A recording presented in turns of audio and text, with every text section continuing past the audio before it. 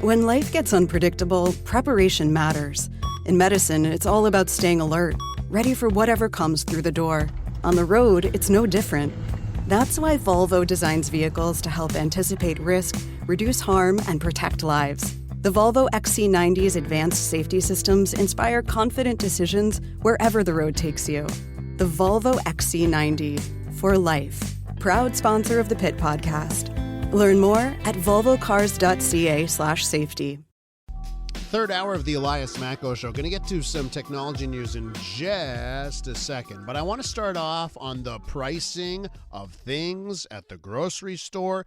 An hour ago, I mentioned this photo that's making the rounds from a fruiterie, a fruit and vegetable store in Montreal, with the $7 head of iceberg lettuce. And I asked you, send me your examples of egregious pricing, inflation-induced or maybe greed-induced pricing of things at grocery stores that's just knocking you off your feet here. I got a note here from a listener about toilet paper.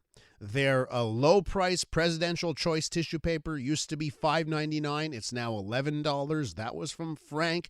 I'm getting listeners sending me the notes about how much they're paying for lettuce. Somebody said they saw the $7 iceberg lettuce at Metro as well.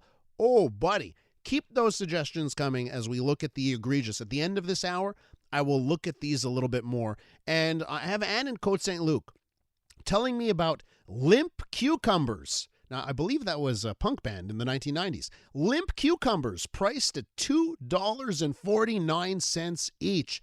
That is pretty egregious. And says, as her mom used to say, you can keep it. Keep those comments coming on the text line, 514-800, as we talk about inflation pricing at the grocery store. For now, though, I want to move things along and talk a little bit about Apple, the tech company. Apple's iconic design chief, Johnny Ive, left the company back in 2019. His successor, lasting about 3 years, and now that person is out as design chief at Apple. The company now is grappling with how to fill a huge hole. Apple's always been that company, well, at least, for the last 20, 25 years, Apple's been that design company where everyone looks at it and says, wow, they know their design. But now they're struggling to fill a very important role. And it seems there are very few choices for a hardware chief at the company. Let's go to Mitch Joel, tech advisor, investor, author of CTRL ALT Delete, joins us on the line. Hi, Mitch. Good morning, Elias. And yeah, I was actually the bass player in Limp Cucumbers. I don't know if you know that. True story, yeah. They had a few hits. They had a few hits back in the day. So, Mitch, let's talk about Apple, a company. If there's one thing they know how to do, it's design, right? They design beautiful things. But there are clearly indications that on that front, on the design front, there's been some turnover, and they haven't been able to find that design voice like they had before with that duo of Steve Jobs and Johnny Ive. Tell us your thoughts. One is when you have a team like Johnny and Steve Jobs, it is always hard to have any formal corporate plan of succession, because what's happening is you have individuals who are both professionally great at their job and at the same time have a level of celebrity. They're in the media. They're very vocal. You can go through a myriad of great products and services that you use, and I would say to you, Elias, who is the head of their industrial design team? And you would look at me very, very quizzically. Yes. So I think part of it is a bit of the media thing, which is these are just media-focused individuals. I mean, the fact of the matter is the replacement for Johnny Evans Hankey, she had been at Apple 2 decades. She'd been running it for 3 years. She was there for a lot of these experiences and probably was a very capable individual who could handle the work.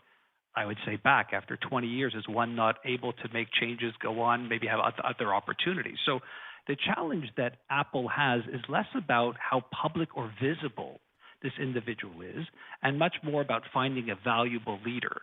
Now, the challenge in that is unique only not to just the design industry, but it is in particular unique to design because you're looking for somebody who has both leadership qualities, someone who is a great coach, and at the same time has very compelling and unique skills that we can't necessarily put our finger on, like what makes a great designer, what makes a great artist. These are intangibles that come from accumulation of great work successively over a career. So it's a very challenging post to fill in any company, let alone one where you might want that individual to have a sense of celebrity or visibility. So, Mitch, you mentioned the successor to Johnny Ive, Evans Hankey, leaving after a few years here. But there's another report out this week, right, that right now in Apple design, the focus is on cost cutting and not making great design, right? The primary focus is how do we reduce costs?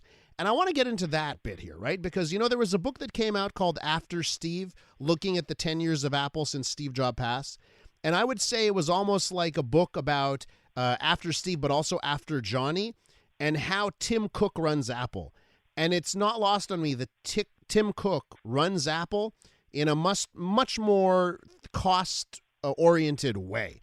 Isn't that part of this here, Mitch? And does that make you worry a bit about the future of Apple? It doesn't, because if you look at the tenure of Tim Cook, and it's one that I'm actually really fascinated with because it's surprising. You think, well, where's Apple going to go post Steve Jobs? And the truth is both Apple's annual revenue and their market capitalization have fundamentally ballooned in the 10 years that Tim Cook took over. You're talking about growing at 150+% in annual growth, and then market capitalization over 600%. I mean, these numbers are staggering when you look at it. Now, if you break it down, what you're seeing is they're generating close to $54 billion just in services alone, which is 20% of the company's overall sales, which means, yes, they're making tons of money from things like iPhones and computers and all of that stuff, but they're getting much more consistent and higher margins from all of these subscription services. And by the way, those act as a buffer. Customers hold on to their devices for longer. It gives them more reasons to choose Apple. So it's a different business model strategy. And you're seeing this even in the splitting up of that design department that went from one team to two teams, one of them being focused on the industrial design, the other one on this human interface design, which to me is the software and services aspect of it. So you could say, well, Steve Jobs was a real hardware, physical design guy, and Tim Cook might be the mastermind to take those designs and turn them into businesses and new business models that we haven't seen before. So these are really brilliant. And by the way, you've pushed this further, Elias. You're seeing Tim Cook move into places like healthcare because now that they've optimized services, they can offer healthcare services. And by the way, you're also seeing them take that model and applying it to the physical goods. So very soon you'll be able to buy your iPhone instead of spending your $1,200-$1,400 on a subscription model. So these are very interesting and dynamic new business models that you need to have in a world that says, you're impacted by these macroeconomic factors more than ever before. Mitch, listen, I get all that. I get that. Great for shareholders. I mean, you've just made a great case about why Tim Cook's good for shareholders. But, I see the Instagram post from Steve Jobs' daughter saying, look at this new iPhone, exactly like the old iPhone. What's the difference, right? And that's where I'm like, the stagnation. Now what are we? 15 years of them talking about an Apple Car. No Apple Car to be found. The talk about Apple entering AR. There's a report out this week that it's been further delayed for another couple of years. So, I get it. He's doing great. Services, shareholder value, fantastic. But what about the stuff that made people so excited about Apple? New things. Yeah, I think those are always a challenge. I mean, if we could think back to the iPhone and people said, I can't type on glass. I don't need to have all these services on a phone. I would never do that. And then you change consumer behavior, which is long, painful, and hard, and everybody looks back and goes, how brilliant they were. I mean, Apple was very slow if you look at it compared to other smartphones. So the answer to the question is, I could throw back, because we've had this conversation before, well, you want them to get into virtual reality metaverse space. The last time you and I spoke about a week ago, we were poo-pooing that industry. So this is the challenge of all of these businesses. They have to figure out when's the right time to pounce and the right market to do it, because you enter these markets with very expensive technology and hardware. You have to find those early adopters that are going to push you over to hit the more mainstream. These are not easy things to do. Mitch, love talking to you about tech, and I'll make my one last point. I have to let you go. Let's say the Apple Car. When was the time? I mean, is now still the right time, or are they late to the party? And I think a lot of people are saying they may be getting late to some parties. Mitch, we'll talk again real soon.